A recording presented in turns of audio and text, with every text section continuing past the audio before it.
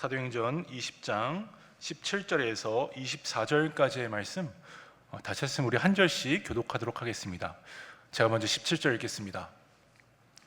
바울이 밀레도에서 사람을 에베소로 보내어 교회 장로들을 청하니 오매 그들에게 말하되 아시아에 들어온 첫날부터 지금까지 내가 항상 여러분 가운데서 어떻게 행하였는지를 여러분도 아는 바니 곧 모든 겸손과 눈물이며 유대인의 관계로 말미암아 당한 시험을 참고 주를 섬긴 것과 유익한 것은 무엇이든지 공중 앞에서나 각 집에서나 거리낌 없이 여러분에게 전하여 가르치고 유대인과 헬라인들에게 하나님께 대한 회개와 우리 주 예수 그리스도께 대한 믿음을 증언한 것이라.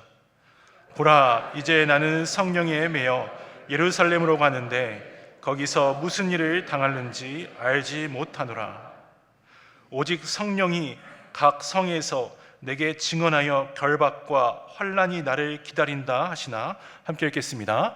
내가 달려갈 길과 주 예수께 받은 사명 곧 하나님의 은혜의 복음을 증언하는 일을 마치려 하면은 나의 생명조차 조금도 귀한 것으로 여기지 아니하노라.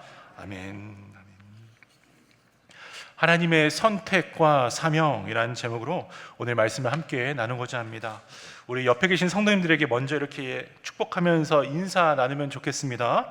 하나님의 은혜가 함께 하기를 바랍니다. 하나님의 은혜가 함께 하기를 바랍니다. 하나님의 은혜가 함께 하기를 바랍니다. 20대, 30대 미혼 청년들에게 이성을 소개받으면 가장 먼저 보는 것이 무엇입니까? 라는 질문을 하였습니다. 이에 젊은 남성들의 무려 53%가 여성의 외모부터 눈에 들어온다고 합니다. 그리고 22%가 직업을 본다고 합니다. 그리고 약 14%가 인격, 곧 사람됨을 본다고 답을 했습니다. 남성은 여성의 외모를 매우 중요하게 보고 있습니다. 반면에 여성이 남성을 소개받을 때는 70%가 우선적으로 직업을 보고, 그리고 13%가 인격을 보고 11%가 외모를 본다고 했습니다. 남자들은 여자의 용모에 대해서 압도적으로 관심이 많고, 여자들은 남자의 직업과 그리고 경제적인 능력에 관심이 많은 것 같습니다. 이처럼 사람을 볼 때에 외적인 모습에 영향을 받는 것이 우리들의 본성일 것 같습니다.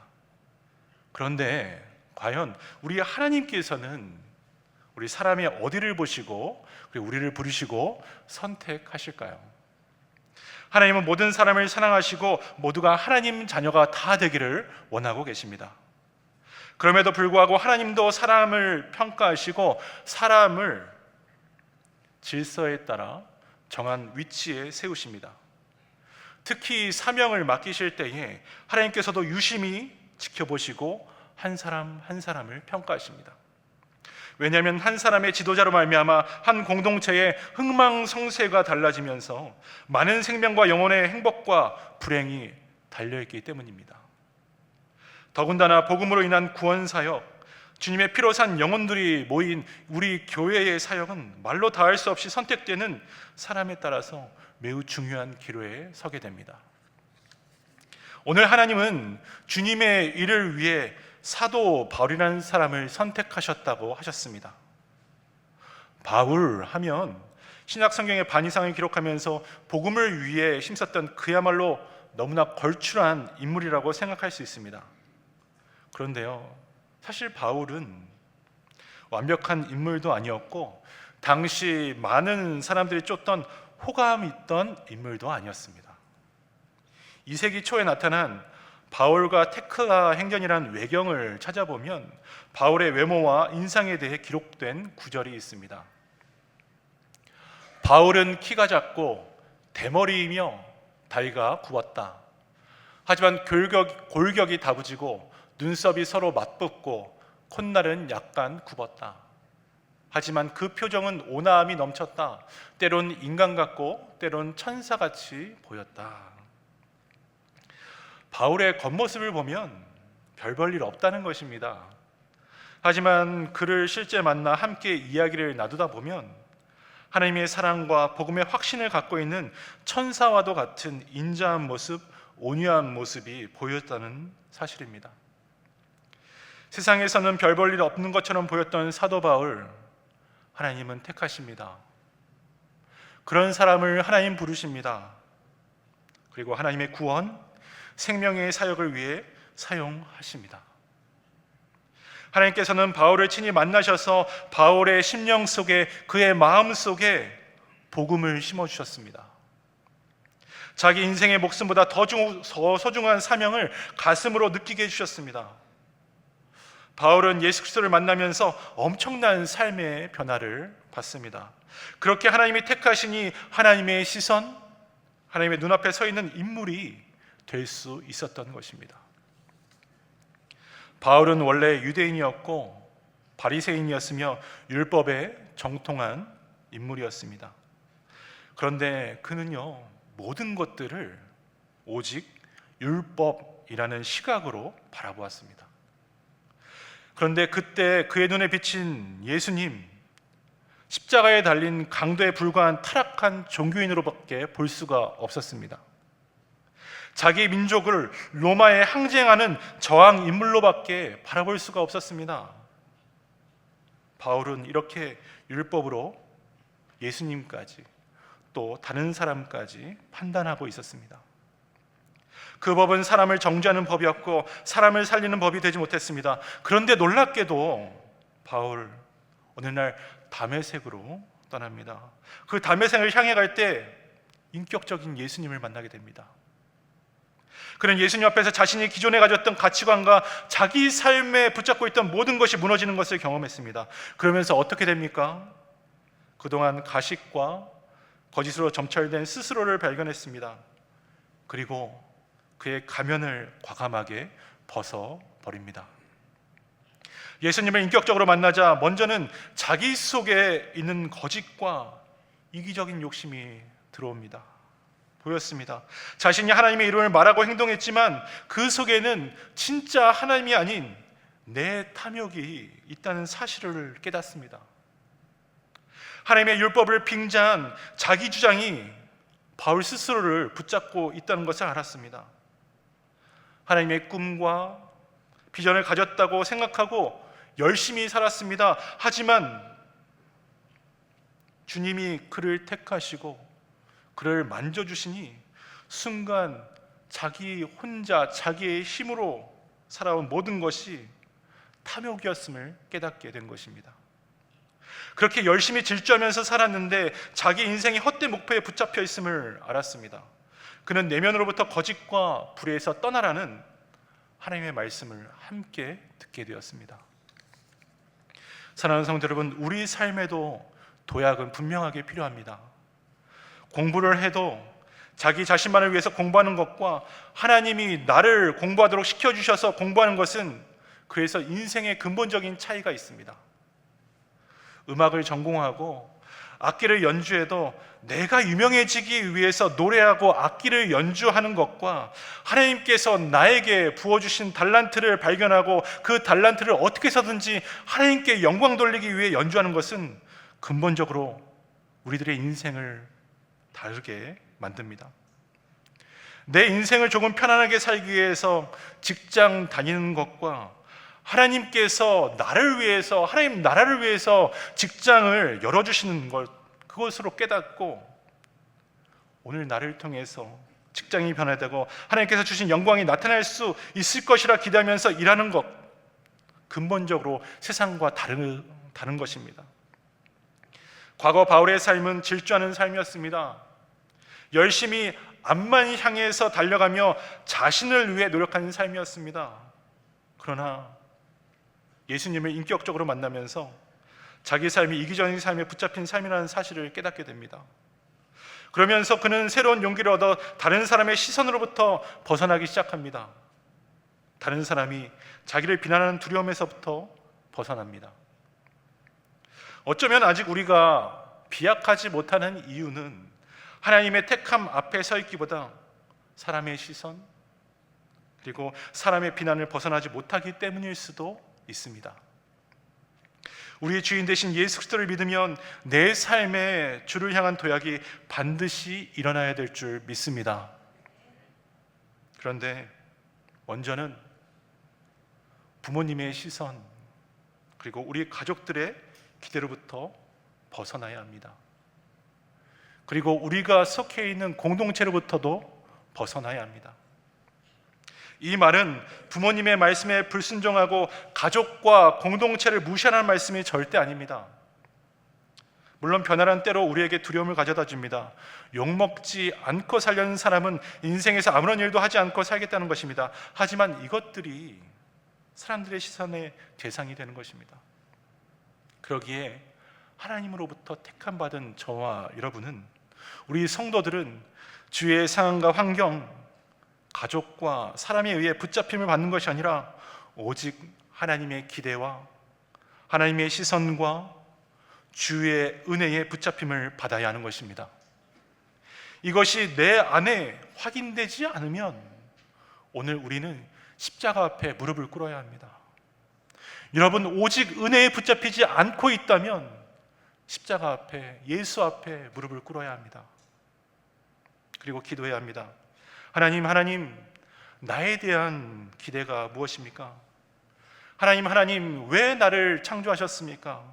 하나님, 왜 나에게 이런 직업을 주셨습니까? 하나님, 왜 나에게 이런 달란트를 주셨습니까? 하나님, 내가 그러면 오늘을 어떻게 살아야 될까요? 하나님, 저에게 주신 모든 것을 내 사명으로 깨닫게 해 주세요 라고 말입니다. 그래서 저와 여러분에게는 은혜 아니면 결코 인생의 도약은 없는 것입니다. 그냥 남이 나를 보면 그때 잠깐 잘했다가 또 늘어지고 새로움이 생기지가 않습니다. 하나님이 나를 생각하는 것, 하나님이 나를 인정해 주는 것, 하나님이 내 가슴 속에 이렇게 살라고 말씀해 주신 것을 우리 심령 가운데 깨닫게 될 때에 우리는 그때야말로 은혜 가운데 다시 일어서고 변화될 수 있습니다. 어느 누가 우리를 향해 뭐라고 해도 하나님의 선택받은 하나님의 자녀로서 우리는 모든 비난과 어려움, 두려움을 벗어나 바울처럼 사용받는 참된 성도 되기를 축복합니다. 또 이런 통계도 있습니다. 아무리 좋은 일을 아무리 잘해 주어도 주변 사람들 중 약 10%는 절대로 나를 좋아하지 않는답니다. 반대로 내가 아무리 나쁜 짓을 많이 해도 주변 사람들의 10%는 나를 좋아한다고 합니다. 이렇게 보면 우리는요, 우리 주위 사람들에게 그리고 우리 모든 사람들에게 만점 받으려는 것에 너무 신경 쓸 필요가 없다는 것입니다. 왜냐하면 더 중요한 것은 오히려 진정 오늘 나를 누가 인정해 주고 있는가, 정말 올바른 생각을 가지고 있는 그리고 존경받는 사람이 나를 인정하고 있는가, 거기에 달려있기 때문입니다. 그렇지 않으면 우리의 삶은 다른 사람들이 이렇게 해보라면 이렇게 가고 또 저렇게 해보라면 저리로 가는 바람에 흔들리는 갈대처럼 우왕좌왕할 수도 있습니다. 하지만 인격적인 예수님을 만나서 내가 오늘 하나님을 믿으면 세상과 사람들이 나를 전혀 인정해 주지 않아도 창조주 되신 하나님이 나를 부르셔서 나를 택하셔서 나에게 사명을 주시고 하나님 내 모습 기뻐하신다는 그 사실에 오늘 우리는 감사함으로 나갈 수가 있는 것입니다. 바울은 이런 마음을 가지고 내 목숨보다 사명이 더 소중하다고 말합니다. 하나님이 기뻐하셨기 때문에 세상이 그를 무너뜨리려는 모든 유대인들 그리고 헬라의 공격으로부터 벗어날 수가 있었습니다. 그래서 19절 사도 바울 이렇게 말하고 있습니다. 우리 함께 읽겠습니다. 시작. 모든 겸손과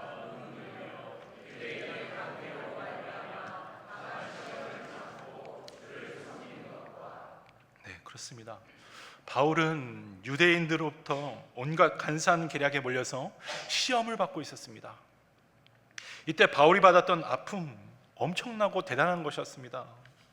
하지만 바울은 그리스도의 은혜가 자기를 선택했다는 그 하나의 이유로 무너뜨리려는 수단과 방법을 가리지 않던 모든 적으로부터 훌훌 털어넘고 넘어가는 용기가 생겼습니다. 굳이 다른 사람이 알아주지 않아도 그는 겸손할 수 있었고, 다른 사람이 뭐라고 해도 눈물로 기도하면서 자기의 길, 복음의 길을 갈 수 있었다고 고백합니다. 당시 바울은 복음을 가지고 예루살렘에 가야 했는데, 성령님께서 바울에게 예루살렘으로 가면 환란이 기다리고 있고 결박을 당하게 될 것이라고 알려주었습니다. 그런데 어떻게 합니까? 그조차 두려워하지 않습니다. 결코 도피하지도 않고 변명하지도 않았습니다. 24절 말씀입니다. 내가 달려갈 길과 주 예수께 받은 사명, 곧 하나님의 은혜의 복음을 증언하는 일을 마치려 하면은 나의 생명조차 조금도 귀한 것으로 여기지 아니하도다. 자기의 삶이 어디로부터 왔고 그리고 어디를 향하여 가는지를 그의 심령 깊은 곳에서부터 깨닫게 된 것이었습니다. 핍박뿐만 아니었습니다. 실제 더위와 추위를 무릅쓰고 걸어서 산을 넘고 강을 지나야 겨우 예루살렘에 도착할 수가 있었습니다. 고린도 후서에 기록되어 있는 바울 생명을 건 전도 여행의 모습입니다. 고린도 후서 11장 23절에서 27절 말씀입니다. 그들이 그리스도의 일꾼이냐 정신없는 말을 하거니와 나는 더욱 그러하도다. 내가 수고를 넘치도록 하고 옥에 갇히기도 더 많이 하고 매도 수없이 맞고 여러 번 죽을 뻔하였으니 유대인들에게 40에서 하나 감한 매를 5번 맞았으며 3번 태장으로 맞고 1번 돌로 맞고 3번 파선하고 일주일을 깊은 바다에서 지냈으며 여러 번 여행하면서 강의 위험과 강도의 위험과 동족의 위험과 이방인의 위험과 시내의 위험과 광야의 위험과 바다의 위험과 거짓 형제 중의 위험을 당하고 또 수고하며 애쓰고 여러 번 자지 못하고 줄이며 목마르고 여러 번 굶고 춥고 헐벗었노라. 바울은 이렇게 복음을 가지고 한 걸음 한 걸음 전진하였던 것입니다. 바울의 수고와 생명을 건 삶의 도전, 죽음에까지 이른 고난의 역사를 마다하지 않고 이 사명을 가지고 복음을 증거한 믿음의 선배들을 통해서 오늘 우리는 이런 복음의 역사가 이 장소까지 전달된 것 감사하지 않을 수가 없지 않겠습니까? 또 오직 주님의 은혜에 붙들림 받아 거룩한 하나님 나라 사명으로 생명을 다해 나가는 우리 성도들, 우리 모두가 되어야 되지 않겠습니까? 예수님 안 믿어도요 어려움은 따라옵니다. 그런데 사랑하는 성도 여러분, 믿는 자들, 저와 여러분의 인생에도 어려움은 있습니다. 더군다나 예수님을 믿고 신앙의 길로 걸어가면 바울처럼 부딪혀야 할 대가도 있습니다. 왜 그렇습니까? 영원한 생명으로 나를 택하시고 인도하신 하나님의 은혜 때문입니다. 하지만 성도는 신앙생활을 하면서 그 대가를 치를 준비 또한 할 수 있어야 합니다. 때로 머리를 숙여 수고하고 땀 흘리고 고난을 마다하지 않으면서 부딪혀 나가는 것입니다. 왜요? 하나님이 나에게 그것을 허락해 주셨으니까요. 절대 주님 앞에서 도망가거나 회피하지 말고 정면으로, 그래서 돌파하시기를 바랍니다. 기도하면서 하나님, 이것을 해결할 수 있는 능력, 뚫고 나갈 수 있는 능력, 이것을 넘어갈 수 있는 능력을 허락하여 주시옵소서라고 기도하시기를 바랍니다. 도망가면 갈수록 더 큰 후회와 두려움이 덮쳐올 수밖에 없습니다. 예수 그리스도를 믿으면서 부딪히는 역사 속에서 하나님을 사랑하면 하나님은 우리에게 새로운 은혜의 영광스러운 내일을 반드시 열어주실 줄 믿습니다. 말씀을 맺겠습니다. 안디옥의 총독으로 있었던 플린이라는 사람이 당시 그리스도인을 박해했던 로마 황제 트라이안에게 보낸 편지에서 초대 기독교인들, 그러니까 우리 성도들의 삶을 엿볼 수가 있습니다. 이 플리니는 예수 믿는 사람들을 어떻게 처벌할지 몰라서 이 트레안 황제에게 묻기를 위해 편지를 쓰면서 다음과 같이 말했습니다. 황제여, 저는 그들 성도들 그리스도인에게 신의 이름을 불러보라고 하며 그리스도인을 저주하라고 명령했습니다. 그런데 진짜박이 기독교인들은 그 명령에 불복종했습니다. 그들은 새벽이 되기 전 일정한 날에 모임을 갖고 신이라 여기는 그리스도에게 찬양을 올리곤 했습니다. 또 죄를 짓지 않겠다, 도둑질과 간음과 사기를 행하지 않겠다고 맹세했습니다. 이것이 그들이 행하는 잘못의 모든 것이었습니다. 안타깝지만 이런 미신적인 것을 행한다는 것 외에 다른 혐의를 찾을 수가 없습니다. 여러분, 1세기에 이렇게 새벽마다 모여 찬양하고 기도하고 예배하면서 예수 그리스도를 우리 성도들이 핍박 가운데 드렸다는 것입니다. 예수 믿는 사람들을 핍박하려고 도대체 뭐하는 집단인가 찾아봤더니 그들은 새벽에 모여서 주님을 찬양하고 예배드리면서 이제는 더 이상 죄짓지 않겠다, 도둑질 안 하겠다, 간음하지 않겠다, 사기치지 않겠다고 작정한 것 외에 나쁜 것이 없다는 것입니다. 세상의 방법이 아니라 하나님의 방법으로 살겠다고 고백하는 자리, 믿음의 사람들이 하나님을 사랑하면서 그들의 삶에 일구었던 믿음을 통해 오늘 우리들에게까지 이 복음의 역사가 전달된 것입니다. 사랑하는 여러분, 하나님께서 오늘 우리를 주목하시는 것은 우리의 외모와 용모가 절대 아닙니다. 우리 속에 있는 마음, 그리고 우리에게 허락된 일상의 중심을 주님은 보십니다. 하나님을 사랑하는 일에 여러분 전심전력하고 계십니까? 예수님을 사랑하는 일이 우리 인생의 우선권을 드리고 있습니까? 하나님의 말씀 안에서 인생의 사명을 품기 원하고 계십니까?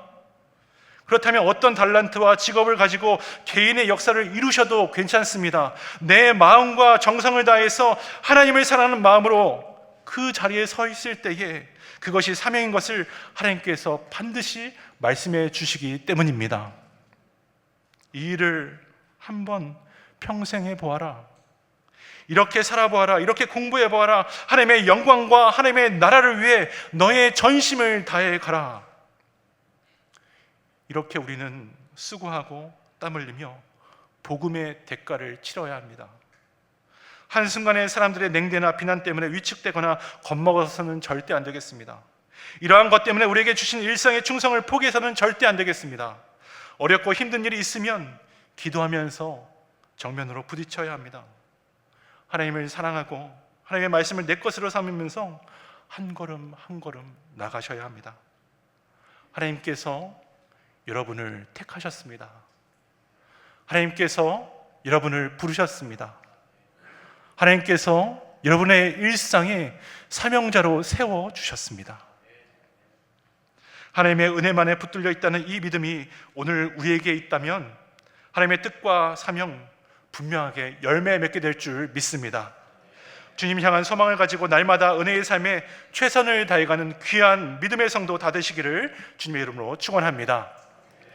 오늘 말씀 기억하면서 함께 찬양하기 원합니다. 은혜 아니면 다 함께 찬양하시겠습니다.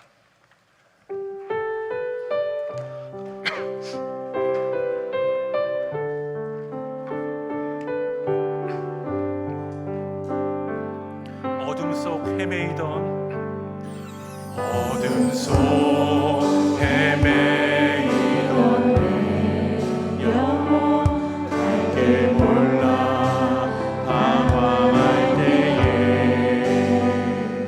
주의 십자가 영광의 그 빛이 나를 향해 비추어 주셨네. 주홍빛보다 더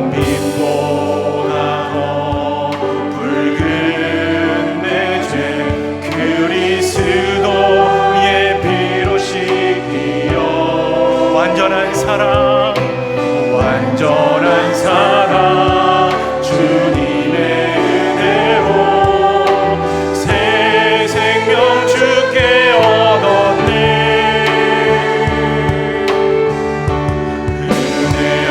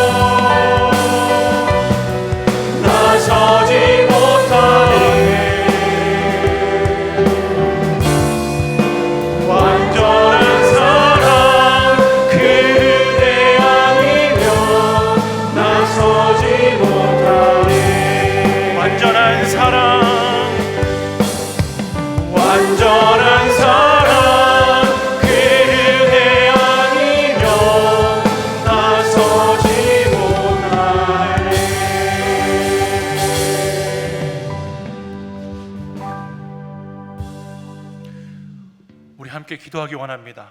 기도하실 때에 하나님의 은혜 아니면 우리가 설 수 없는 한 사람입니다.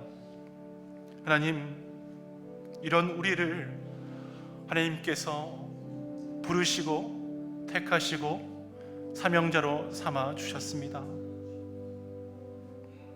하나님, 이 사명 감당하는 성도 되게 하여 주옵소서. 하나님, 세상의 비난과 조롱이 아닌 하나님이 인정하는 삶으로 담대히 나갈 수 있도록, 도약할 수 있도록 저희들을 주장하여 주옵소서. 하나님, 오직 은혜 안에 살아가는 우리의 가정과 우리 교회 되게 하여 주옵소서. 우리 주여 한번 부르고 다 함께 합심으로 기도하겠습니다. 주여, 사랑과 은혜가 충만하신 하나님 감사합니다. 하나님, 오늘도 우리를 부르시고 택하시고 하나님 사명자로 삼아 주십니다. 하나님, 정말 감사함으로 나갈 수 있도록 도와주옵소서. 하나님의 은혜만 간구하게 하여 주시옵소서. 하나님, 정말 우리가 어디로 가야 될지 몰라서 방황할 때에도 주의 빛이 우리를 향해 있음을 고백합니다. 하나님, 정말 주님을 의지합니다. 하나님의 더욱더 의지합니다. 하나님의 더욱더 나가기 원합니다. 하나님을 붙들기 원합니다. 하나님의 그 은혜로만 살 수 있사오니 오늘 우리의 가정과 우리의 일터와 우리 교회를 은혜로 사라져봐 주시옵소서. 하나님, 오직 정말 주님만 의지하기 원합니다. 하나님, 오직 주님만 더욱더 붙들기 원합니다. 하나님, 정말 주님만 붙들며 나가기 원하오니 아버지, 정말 저희들을 붙들으시고 아버지, 저희들과 동행하여 주시옵소서. 아버지, 저희들과 동행하여 주시옵소서. 아버지, 저희들과 동행하여 주시옵소서. 아버지, 오늘도 함께 하실 줄 믿습니다. 오늘도 함께 하실 줄 믿습니다. 아버지, 오늘도 함께 하실 줄 믿습니다.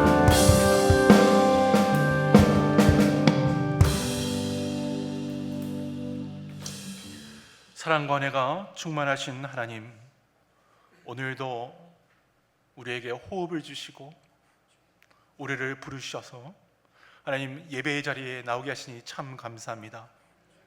이것이 성도가 붙들어야 할 은혜인 줄 믿습니다. 하나님, 처해 있는 아픔과 상황 때문에 어둠 속에 헤매 있는 자들이 있다면 하나님께서 택하신 이 사명자의 삶을 살아갈 수 있도록 하늘의 문을 여시고 능력을 허락하여 주시옵소서.